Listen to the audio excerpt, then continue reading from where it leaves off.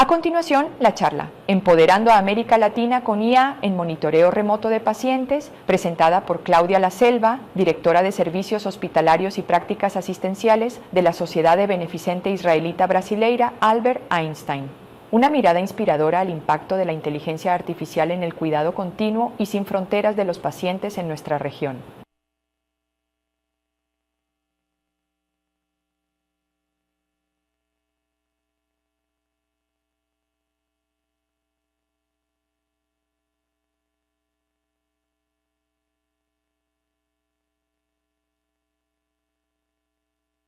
Boa tarde. Buenas tardes. Prazer estar aqui com vocês hoje para falar um pouquinho das nossas centrais de monitoramento assistencial do Hospital Israelita Albert Einstein. Então, só falar um pouquinho do Einstein para vocês. Para onde que eu aponto?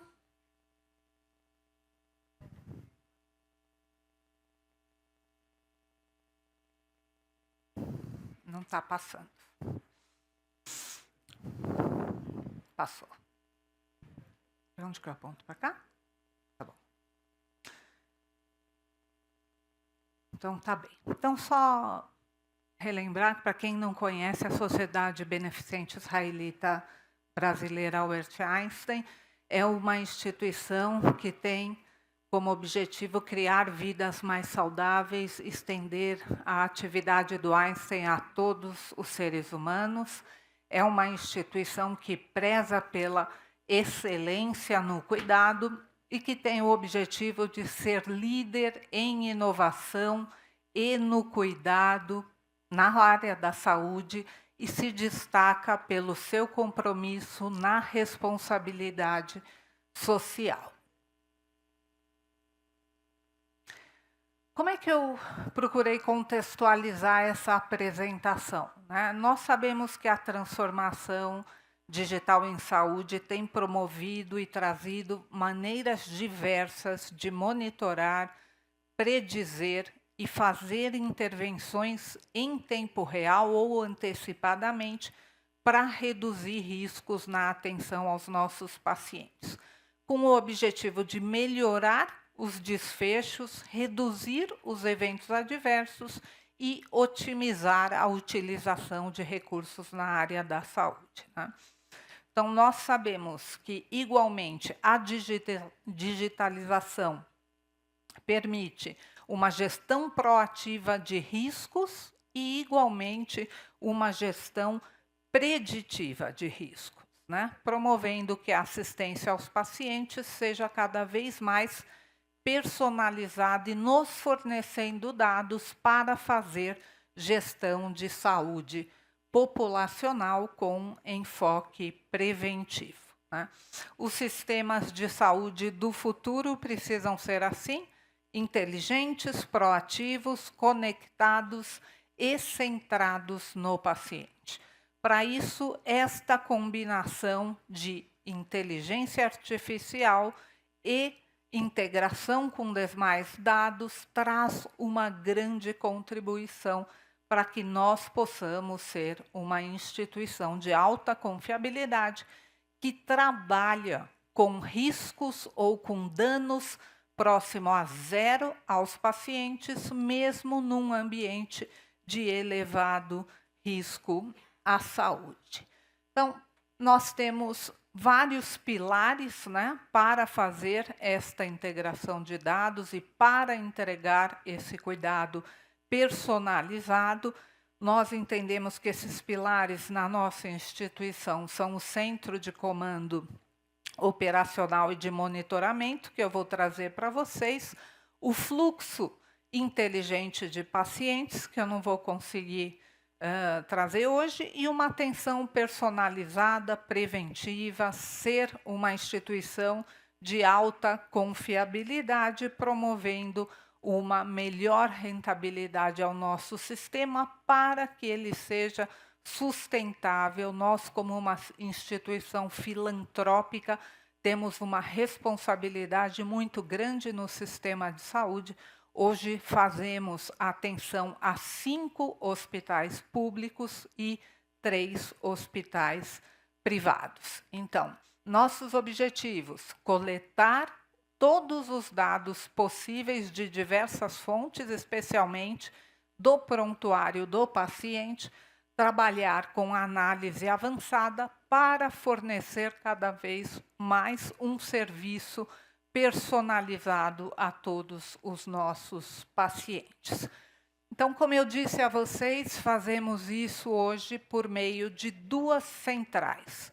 Uma central de comando operacional, que tem o objetivo de melhorar o fluxo do paciente na instituição, por meio especialmente de melhoria da eficiência operacional, e uma central de monitoramento assistencial, cujo objetivo é funcionar como uma segunda barreira a favor da segurança dos nossos pacientes. Então, começando pela central de comando operacional, ela é uma evolução de um programa chamado Fluxo do Paciente, que teve início na nossa instituição em 2011, que atuou mapeando todos os fluxos e fazendo melhoria de processos ao longo dos anos. Melhoria de processos que permitiram a redução de desperdícios, a redução da variabilidade clínica e da variabilidade nos processos. Hoje são mais de 150 indicadores monitorados pelo programa do fluxo do paciente.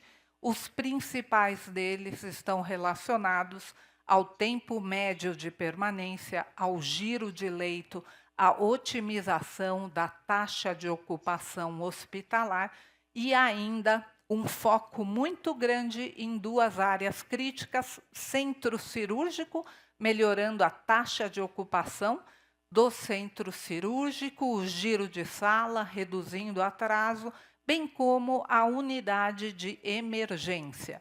E na unidade de emergência, o foco em reduzir esperas.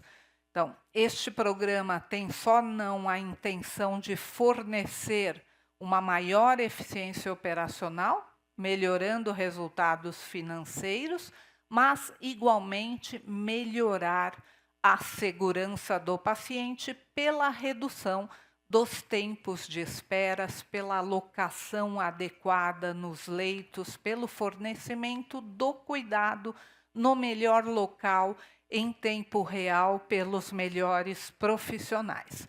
Nossa central se baseou na experiência de outras centrais no mundo, Johns Hopkins e outras, e hoje nós fazemos, nesta central, cuidamos de toda a operação hospitalar num único ambiente e construímos um modelo de gestão à vista. Então, temos os dados em tempo real, o que nos permite fazer intervenções em tempo real, sendo esse um dos grandes diferenciais. Nesta central hoje já trabalhamos com diversos algoritmos de IA que nos permite trabalhar com predição da ocupação hospitalar, predição de alta e assim por diante, né?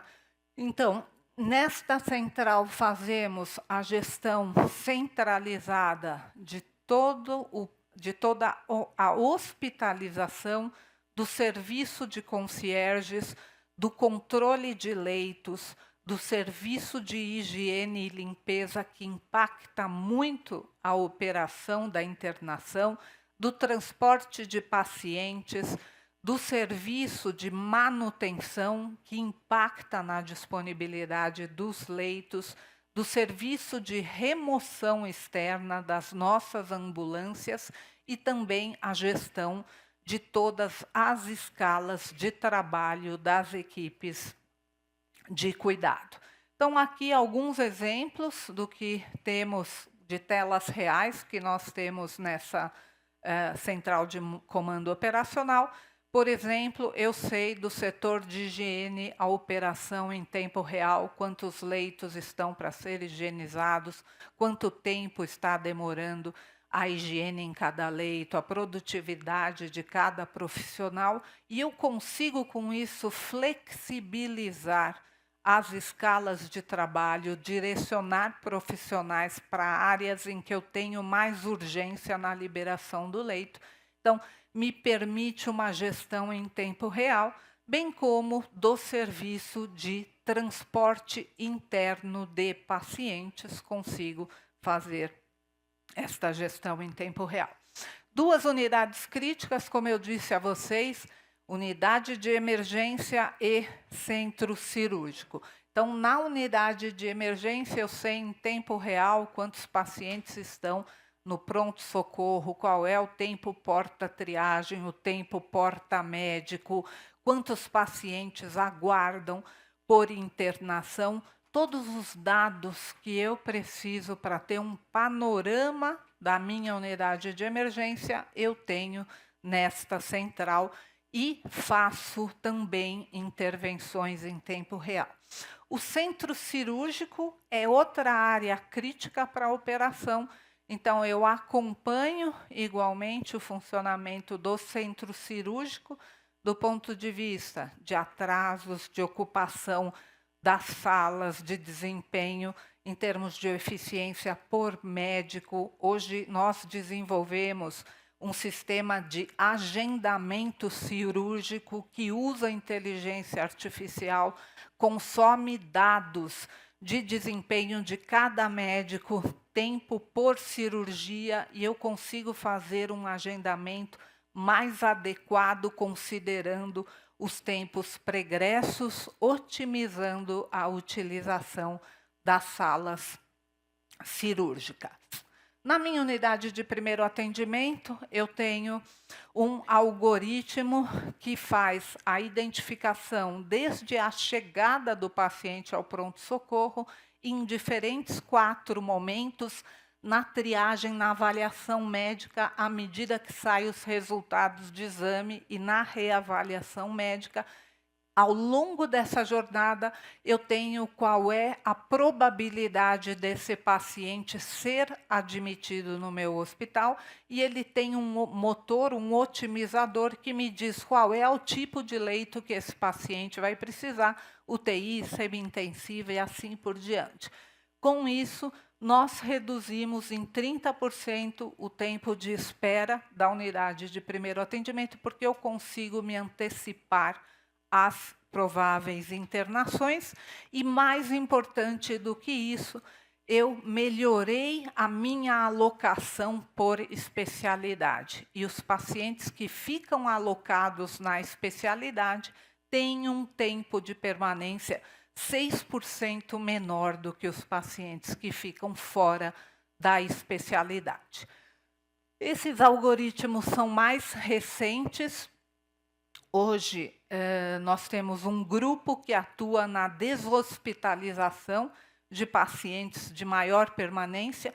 Então, hoje eu consigo calcular o tempo médio de permanência dos pacientes internados por patologia, por CID, por doença, o que me permite identificar os pacientes acima do 3º quartil e acionar uma equipe para conversar com a enfermagem, conversar com os médicos e entender se essa equipe precisa de algum apoio para acelerar o processo de deshospitalização. Trabalho com predição de ocupação hospitalar, com uma visão de 30 dias para frente. Então, eu consumo todos os dados históricos e atuais de entradas e de saídas, e com isso eu consigo identificar se daqui 10 dias, por exemplo, eu devo ter uma ocupação maior por entradas maiores no pronto-socorro, e com isso eu preciso ajustar a minha agenda cirúrgica. Então, esses algoritmos me fornecem informações importantes para a tomada de decisão, para que o meu pronto-socorro suporte melhor a entrada de pacientes e eu consiga acomodar todos os pacientes no meu sistema. Então, em tempo real, o cálculo da capacidade e da demanda, não só da instituição como um todo, mas setor a setor. Médico-cirúrgica, pacientes graves, o que me permite fazer um compartilhamento de leitos conforme a necessidade, a maior ocupação. Nós trabalhamos com muita flexibilidade, com unidades de retaguarda que atendem outra especialidade, o que traz maior flexibilidade ao nosso sistema. Aqui ficou um pouco apagado, desculpe, mas como eu disse a vocês, nós fazemos a gestão das equipes assistenciais, nós temos um software que foi desenvolvido internamente, em que as lideranças elas fazem as suas escalas mensais com base no consumo histórico de pacientes que vão ser internados. Então, eu tenho a predição dos pacientes que serão internados e a minha escala não é igual todos os dias. Ela é realizada conforme a expectativa de ocupação do hospital. E eu tenho um balanceio diário de profissionais unidade a unidade e fazendo a gestão centralizada, esta central é que faz a redistribuição de recursos. Então, se eu tenho uma enfermeira sobrando em uma unidade, não precisa haver negociação entre as coordenadoras. A central destaca que esta enfermeira sobrando precisa ir para aquela determinada unidade onde falta um profissional. A visão de futuro é ampliar cada vez mais o uso da inteligência artificial, né? Incluir o manejo da medicina diagnóstica, que ainda a gente tem bastante dificuldade com relação a atrasos de exames, tempo oportuno, e cada vez mais ampliar para o nosso sistema, né? Aqui do lado, hoje, nós já temos alguns quartos. Eu vou correr aqui, que eu estou vendo que meu tempo está passando, eu tenho bastante coisa ainda. Nós temos um quarto que a gente chama do futuro, é um quarto automatizado, em que, por meio de um tablet, o paciente tem mais autonomia e ele realiza o controle do ar-condicionado pelo tablet, das persianas, ele realiza igualmente os pedidos. Então, ele pede tudo o que ele precisa pelo tablet, sem ter que pedir para a enfermeira. Então, hoje, se ele precisa de um lençol, ele pede direto para a camareira, ele não pede mais para a enfermeira. Se ele precisa da nutrição, igualmente, tá? Por meio desse tablet, ele acessa o prontuário eletrônico dele. Então, hoje, nós temos Open Notes e isso permite e tem permitido um maior engajamento do paciente no seu cuidado. Nós desenvolvemos um outro sistema com uma startup, só para vocês terem uma ideia, o fato do paciente acionar diretamente as outras áreas reduziu em praticamente 70% os chamados que antes eram destinados à equipe de enfermagem. Então, imagine a liberação de tempo das equipes de enfermagem. Hoje nós temos também um robô para melhorar o fluxo das entregas, que é responsável por levar materiais e medicamentos nas unidades, e isso tem contribuído bastante para a agilidade, para a redução de doenças osteomusculares no grupo que fazia o transporte. É um robô interativo, pega elevador sozinho e, durante o seu trajeto, se conecta com as pessoas, lembra de higienizar as mãos, ele é bem interativo. Então, o resultado desse programa todo ao longo dos anos. Então, desde a implementação, nós reduzimos, aqui nas barras azuis, nós temos o tempo médio de permanência da instituição, nós reduzimos o tempo médio de permanência em aproximadamente 20%. Aqui nas barras embaixo, nós temos o ganho virtual de leitos, que veio pela redução do tempo médio de permanência dos pacientes. Então, no ano de 2018, só pela geração do espaço virtual, pela redução do tempo médio de permanência, nós ganhamos 182 leitos, sem construir sequer um novo leito, né? Deixamos de construir um prédio neste período e o fato de deixarmos de construir um prédio nesse período e de não ter o custo associado ao funcionamento permitiu para a instituição um ganho da ordem de R$1.600.000. Né? Então, é um valor extremamente expressivo para a instituição, considerando custos de funcionamento e o investimento que deixou de ser feito. E a central de monitoramento assistencial. A central de monitoramento assistencial somente foi possível após a implantação do prontuário eletrônico dos pacientes, né?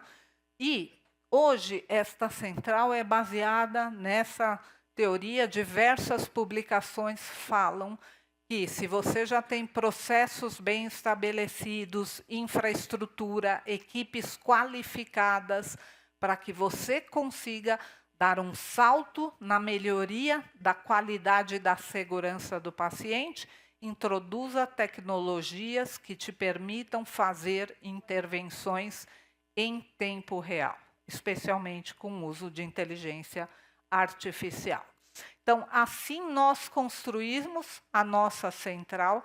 É uma central que consome dados do prontuário do paciente e transforma em algoritmos úteis para a prática assistencial, para a prevenção de eventos adversos ao paciente. Essa central funciona 24 horas por dia, 7 dias na semana. Toda vez que algo foge da normalidade, eu tenho um alerta para os operadores da central que fazem contato telefônico com a equipe da linha de frente. E essa equipe é responsável por tomar atitude.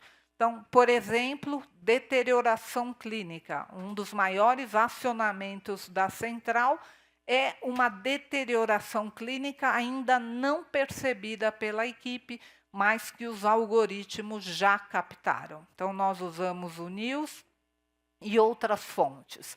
Medicamentos atrasados. Então, um medicamento, por exemplo, um paciente que entrou no protocolo de sepsis e não recebeu o seu antibiótico em até 1 hora. Ou a não adesão a protocolos. Então, se um paciente está no protocolo de tromboembolismo venoso, né, ou deveria ter entrado no protocolo e não entrou, a central alerta e os profissionais são comunicados. A central não toma nenhuma atitude pelos profissionais. Quem toma a decisão de mudar o rumo, de executar uma tarefa, é sempre o profissional assistencial à beira do leito. Eu não comentei, o centro cirúrgico é todo monitorado também, né? Hoje nós monitoramos por câmeras e diversos algoritmos assistenciais associados aos anestesistas, né? Então, este é basicamente o enfoque, né? Tratar eventos em tempo real, fazer a triagem rápida, comunicar com a área, promovendo que a área atue. Então, esse é o primeiro, a primeira tela, né? De cada um desses algoritmos desdobram vários, algoritmos gerais e algoritmos por unidade de internação. Então, o pronto-socorro tem os seus específicos, pacientes graves, o banco de sangue e assim por diante. Ali são os algoritmos do centro cirúrgico, né? Então, uma série de situações não previstas que, se acontecerem, haverá um alerta para os profissionais da central. Essa central faz hoje quase 10.000 intervenções ao longo de 1 mês. é um número considerável. Desde a implantação da central, eu tive 0 eventos catastróficos relacionados à anestesia no centro cirúrgico, né? Antes eu tinha ao menos 1 por ano. Reduzi 30% os eventos adversos graves no centro cirúrgico e aumentei de forma significativa o acionamento dos times de resposta rápida, né? E o que a gente vem caminhando neste momento, né? Nós instituímos um sistema de resposta rápida em que a equipe da central de monitoramento, hoje chamada de equipe de suporte assistencial virtual, composta por um médico e 2 enfermeiros, recebem alertas por meio de algoritmos de pacientes watchers e de pacientes em deterioração clínica e passam a acompanhar esses pacientes navegando, por exemplo, um paciente que está na clínica médica, teve um código, a central passa a navegar esse paciente por 2 horas. Então, ele não fica desassistido. Se ele foi para a terapia intensiva, segue o cuidado na UTI. Se ele não foi, a central segue acompanhando esse grupo de pacientes. Então, essa é uma novidade, a gente implantou no final do ano passado, ainda não temos desfechos aqui para apresentar, mas um olhar inicial para os primeiros pacientes mostram que nós já reduzimos de maneira importante a transferência tardia de pacientes para a unidade de terapia intensiva. E a gente vem procurando também usar a inteligência artificial, machine learning, para a prevenção de queda de pacientes, bem como para a redução de lesão por pressão. Então, são 2 algoritmos que estão desenvolvidos, né? Eles identificam o posicionamento do paciente e, mediante qualquer situação suspeita, ao alerta da central que comunica à equipe de enfermagem. E se um paciente tem risco de lesão por pressão, se ele ficar mais de 1 ou 2 horas na mesma posição, conforme o protocolo determinar, esta equipe será notificada. Lembrando que a central não tem um caráter punitivo, o chefe de ninguém fica sabendo de nada, a atuação é diretamente com os profissionais da linha de frente para que eles tomem a atitude necessária. E aqui um estudo que a gente fez do primeiro ano de funcionamento dessa central, né? A gente usou os seguintes dados. A gente sabe que o tempo médio de permanência, né, de um paciente que teve que não teve evento adverso na nossa instituição é 6,6 dias, de um que teve é 26,3. Aqui um pouco do custo médio das internações, uma internação sem evento adverso é 83 mil, com evento adverso 390 mil. A gente calculou igualmente o impacto, considerando a perspectiva de vida da população do Einstein, né? Então, a gente conseguiu fechar resultados que mostram que a redução promovida pela central em termos de eventos adversos foi de 18 para 11 para cada 10 mil hospitalizações que acontece, resultando, né, em 3.859 dias de internação evitáveis, gerando espaço para a alocação de mais 1.300 pacientes na nossa instituição, né? Então, concluindo aqui, né, o que a gente vem procurando trabalhar nesse contexto, né, cada vez mais a atenção em saúde requer um modelo inteligente, seguro e personalizado, e temos procurado usar IA a favor da alta confiabilidade, com interoperabilidade entre os diversos sistemas, mas em tempo real, né, permitindo fazer as intervenções em tempo real, né? Então, dessa maneira, a gente acredita e tem conseguido demonstrar que a gente melhora os desfechos e, igualmente, melhora a sustentabilidade financeira da nossa instituição, né? Então, personalizar para prevenir e automatizar para proteger e integrar para evoluir neste contexto. Esse é o último. Era isso, muito obrigada.